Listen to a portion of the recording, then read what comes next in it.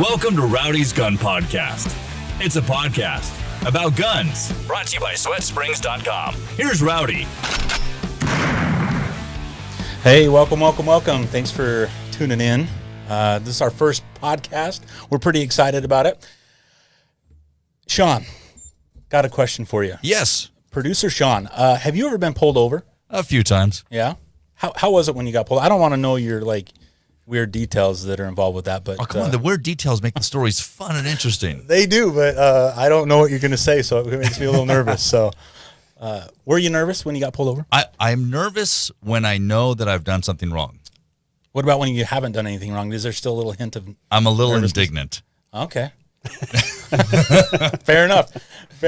I got pulled over a couple of weeks ago. I had to go to Washington State. Okay. Coming off of a mountain pass, and I was 80 plus, and it was like one of those things you're just driving. You've been on the road for 12 hours, and all of a sudden it's like, oh crap, and you slow down, and then all of a sudden you're like, you see out of the medium, right up on behind me, and they just wait, and then it's like another 2 miles. I'm like, where are the lights? Yep. Where are the lights? Yeah. Just pull me over. I know I was speeding. Pull me over.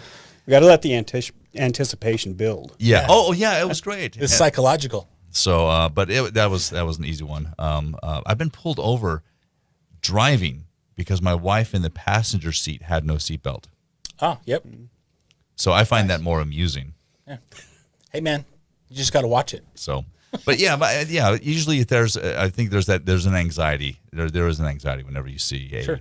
Even when I'm not doing anything wrong, going down the boulevard, he's behind me. Slow down. You got to check everything. Oh my gosh. Yeah. Hide the aspirin. Well, that's great because this is our podcast. This is our first one. We're excited to be here. And we are going to talk about, throughout the length of these podcasts, we're going to talk about everything firearms related. With me today is Officer Ken Thompson. And we decided that we would kind of touch base. Utah changes their laws on a regular basis, it seems like, especially with concealed carry. Recently, we're going to implement some new changes to our law. And so I want to talk a little bit more about the laws that are out there and kind of what you deal with on a regular basis. Okay. Yep.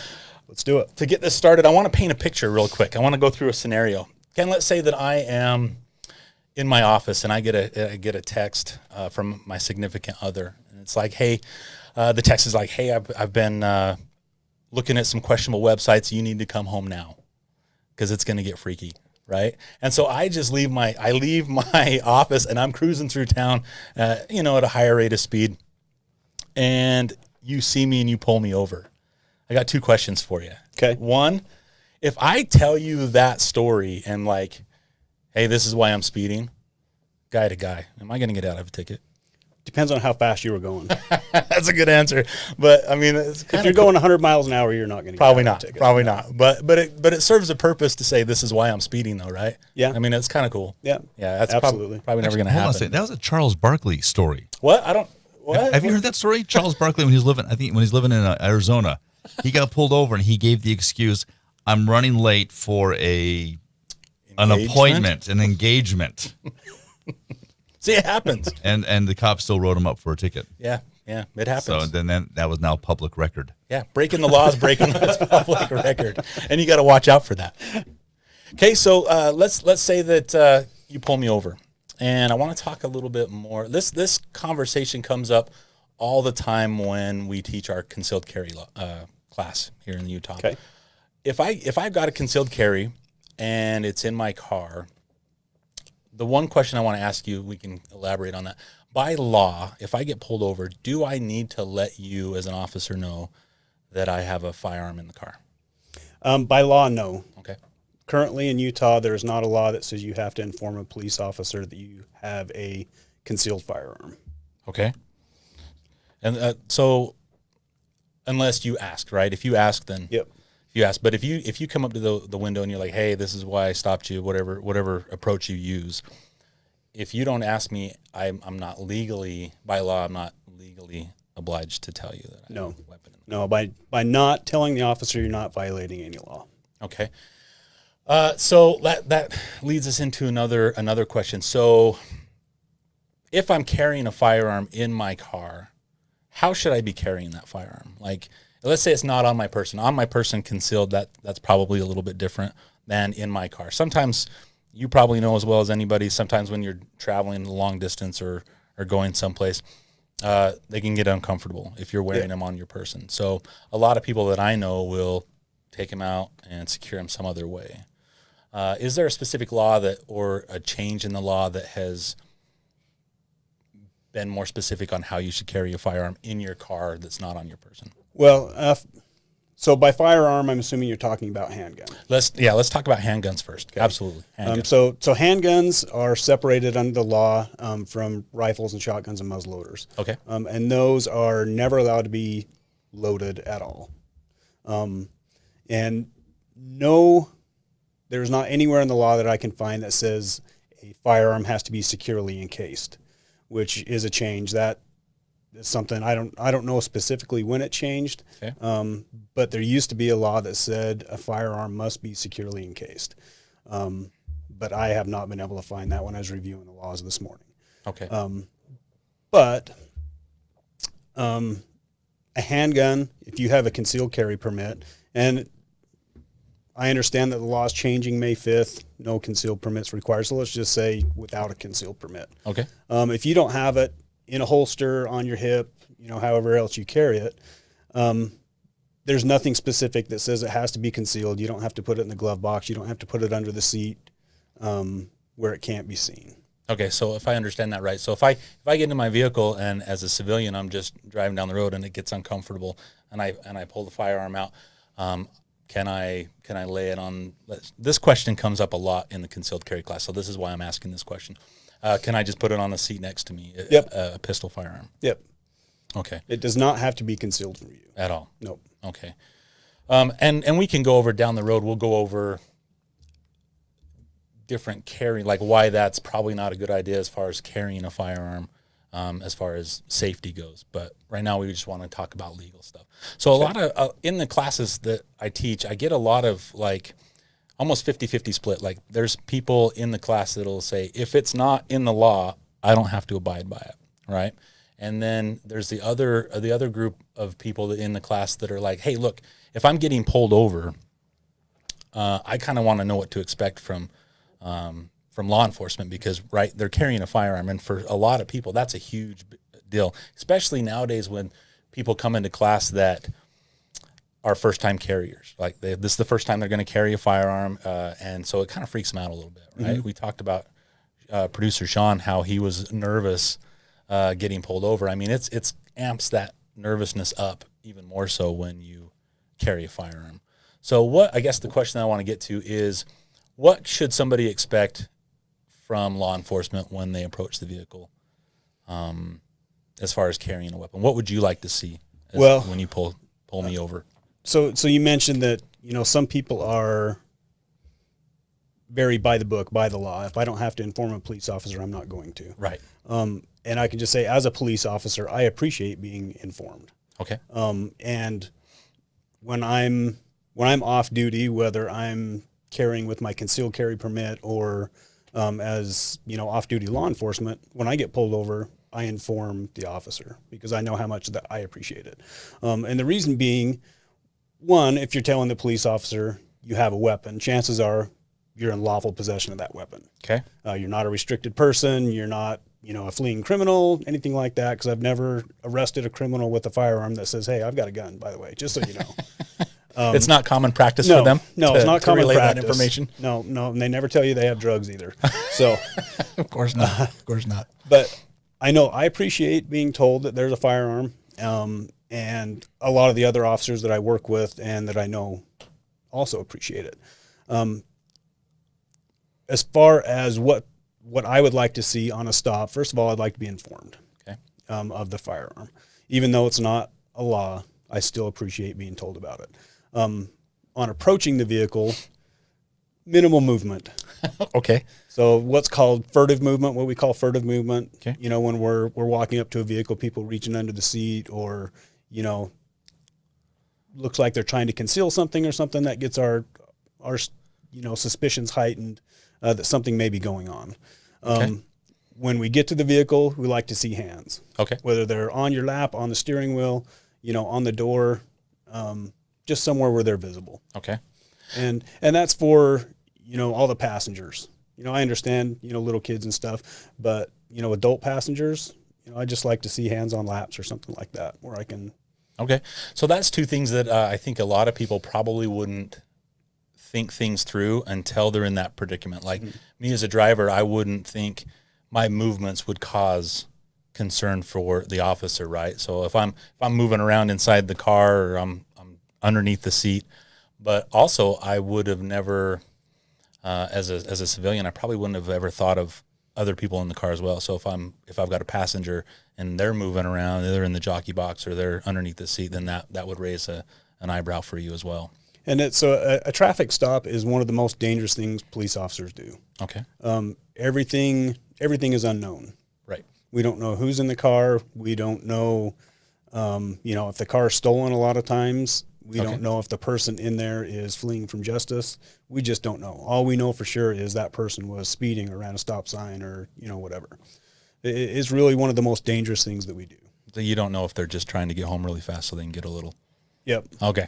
All right. So, but that brings up another question that a lot of people ask in the concealed carry class. Do officers know beforehand if somebody has a permit to carry a firearm? Sometimes yes, sometimes no. It kind of depends on how busy the dispatch center is and which dispatch center or which dispatcher is working. Sometimes when we stop a vehicle, we always give the license plate to the dispatcher, and sometimes the dispatcher will run the registered owners immediately. And of course, your concealed carry permit is tied to your driver's license. Okay. And so the dispatcher will say, hey, just FYI, the registered owner has a concealed firearm permit. Okay, that's good to know. So, like, let's say that my son's got my truck. He's 17, and he gets pulled over. Then you run that, then that's going to come back to me. I have a permit. Yep. And he doesn't. So you're going to know that somebody associated with that vehicle has a permit. Yeah, the registered owner of the vehicle has a permit. Okay. We had somebody that just popped in on our social media and asked the question, if the officer asks if you have a firearm, must you tell them? We kind of talked about that earlier, so let's reiterate that. So, and it's just, it's really just a good idea. If I approach a vehicle and, you don't tell me that you have a firearm and I ask to see your driver's license and you reach around to your back pocket and I see, the butt of a revolver or handgun, automatically I'm like, this guy's going to shoot me. He's reaching for the gun. Right. You're going to treat that accordingly. Yep. Okay. Yeah, it is. It's just a good idea altogether, and Utah, being here in Utah, we're very lucky to be a Pro 2A state. Right. So, and 99% of the officers are Pro 2A. They get it. Yeah. We appreciate the rights that we have. So we're not, anti-gun in any way, shape, or form. Right. It is just, in my opinion, it's just common courtesy. Right. And I think that's huge right there. You need to kind of take it, me as a civilian, if I'm getting pulled over, I should take into the account that the courts have come out and said that an officer is okay to feel safe at a stop, and we should treat that the way that it is. And if, like that situation I described, if you're reaching for a license, you haven't told me that you have a firearm and I see one, you're probably going to be removed from the vehicle and, until we get things figured out. Perfect. That's a beautiful segue because that was my next question. During the concealed carry class, I teach, and I think a lot of instructors teach the same thing, that the person with the permit is responsible for their firearm at all times. All times, yep. No ifs, ands, or buts. You're responsible for your firearm. So if an officer, you as an officer feel a little weird about the stop, maybe something's not sitting right with you, does an officer or can an officer ask for your firearm? And is that a good idea? That's kind of a question off the cuff. An officer can. I never have. Okay. But, we can go back to what we talked about, the furtive movement and stuff like that, and getting our suspicions, a little more amped up. So an officer can move people from the vehicle. Perfect. In order to feel safe, and that's all occupants. Yep. Okay, so everybody in the car. Yep, it's not just the driver. And, if there's a lot of movement going on and a lot of, other suspicious stuff going on, someone's probably getting pulled out of the vehicle. Perfect. You know, and when I say pulled out of the vehicle, I'm not saying we're yanking you through the driver's You're not window. going to drag him through the window. You know, hey, sir, would you please step out of the vehicle? Okay, and that's good because that's good that we covered that, because that does come up sometimes. Like, we'll explain in our concealed carry class that it's okay for an officer to feel safe at a stop if he removes you. Me personally, I would feel if you're uncomfortable at the stop, I don't want somebody that I don't know, even if it is an officer, taking my firearm, right? I'm responsible for that firearm. So I would feel better if you pulled me out of the vehicle to where everybody was safe. And a lot of people, surprisingly, in the concealed carry class, they hadn't thought about that. Even if it's somebody else, a passenger in the car that maybe makes the officer feel unsafe, it kind of offends them. They're like, why am I being pulled out of this vehicle? I didn't do anything wrong. But I think it's more officer safety than anything. It is. And when an officer approaches your vehicle, if you tell an officer, hey, I have a concealed firearm, it's a, handgun, it's on my right hip, or it's under the seat or wherever, okay, those suspicions come down. When we see a firearm not being told about it, we're starting to get a little more suspicious. Okay.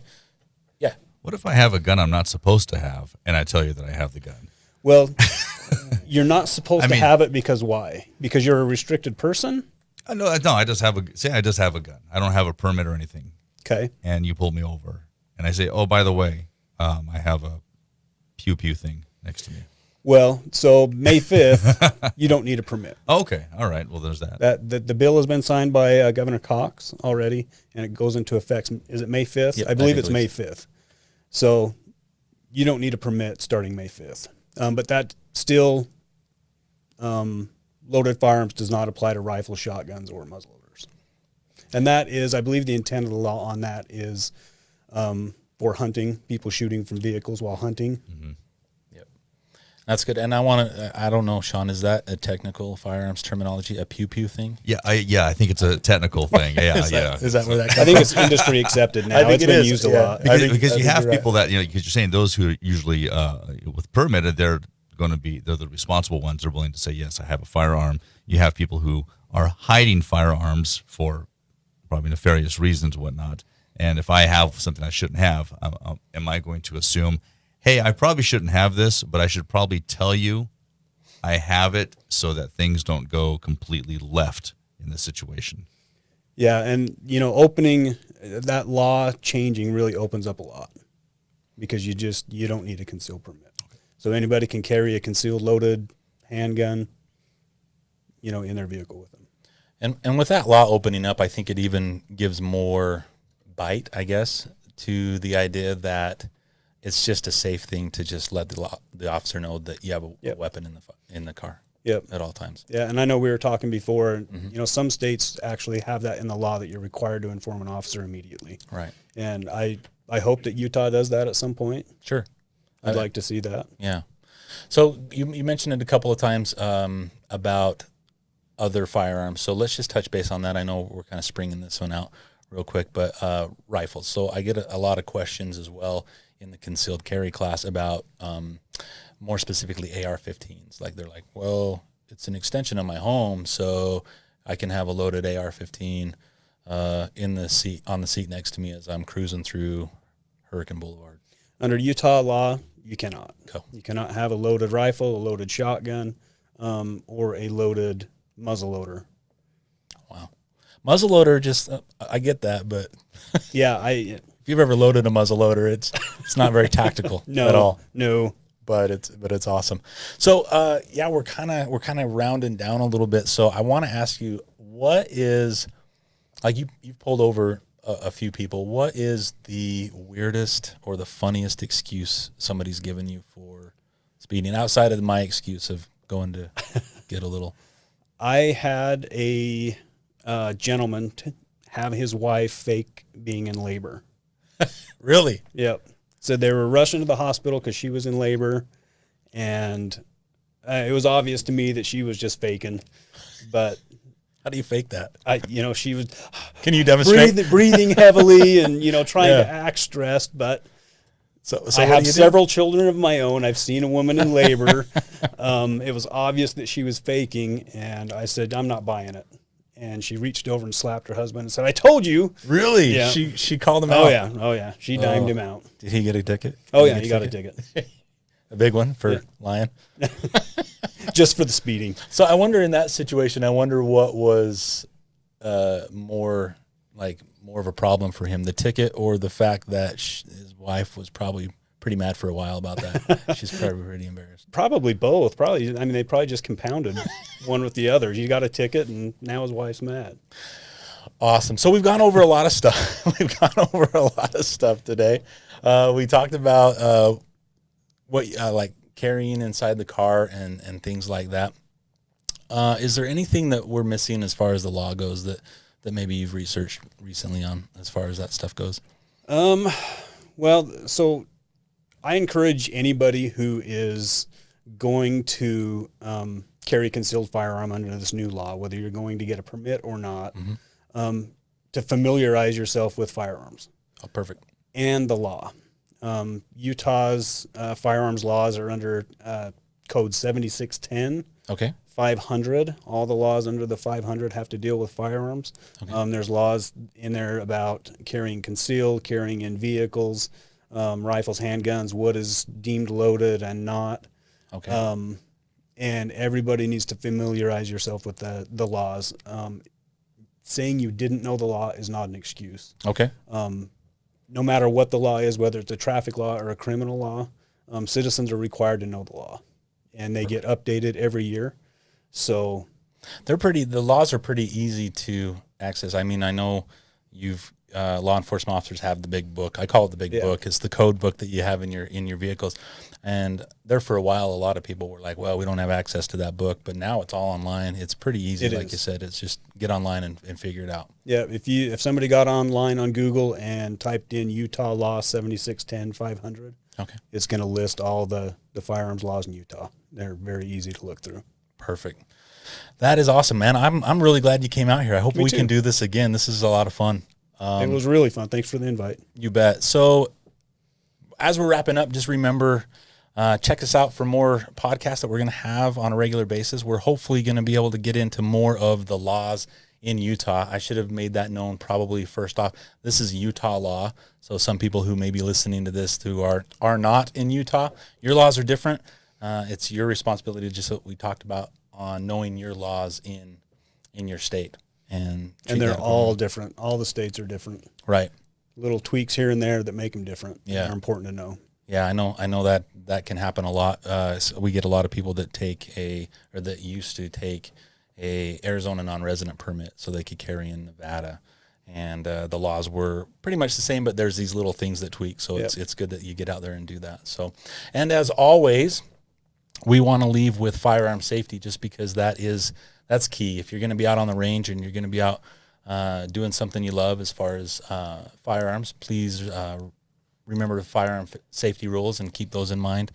And if one of the big pushes that we're going to try to do on these is suicide prevention awareness. So be aware of that. If anybody that you know is in a crisis and in any way, that please remember to lock up your firearms and get them the help that they may need. So I think that's important. We talked a little bit about that as far as first responders go. Yep. And how that's a growing issue with first responders and suicide. So take that into consideration. Anything else you want to add before we call it a day? No, I appreciate you having me on. I think we went over some great information. And like you said, just in the last, keep your firearms locked up. Cool. Keep them out of the hands of kids and people that don't need them. Awesome. Sean, anything you want to add? So bottom line, if I have a gun in the car and I get pulled over, it's probably wise to say, oh, hey, I have a gun in the car. Yes. Say it exactly. As probably the first thing. Not why you pulled me over, but hey, FYI, there's a Uzi in the back seat. Yep. I have a big gun that holds a lot of bullets. Hands on the steering wheel. I have a firearm in the vehicle. It is wherever, under the seat, on my hip, wherever. And then from there, it should go smoothly. Yes. Okay. Gotcha. Absolutely. And really, Sean, you should just stop speeding. I'm just saying. It's just, I think that's another podcast. You know what? I got pulled over. You know what I did? I did the same. I did that. I had hands on the wheel. I actually rolled down all my windows, including my back window, when I got pulled over. Sat there, And then he came over. He had some questions about my license plate. And after a couple minutes, checked all the paperwork and said, thanks. Awesome. Let me go. Hey, check us out again. Check us out. We're on all social media. Thanks for tuning in. It's Rowdys Gun Podcast.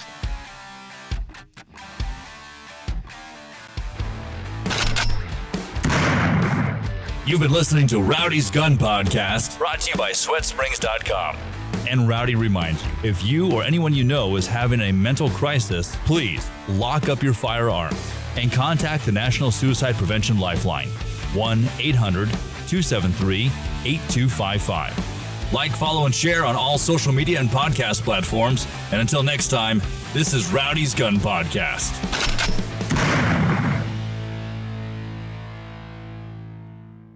This has been a production from a podcast studio.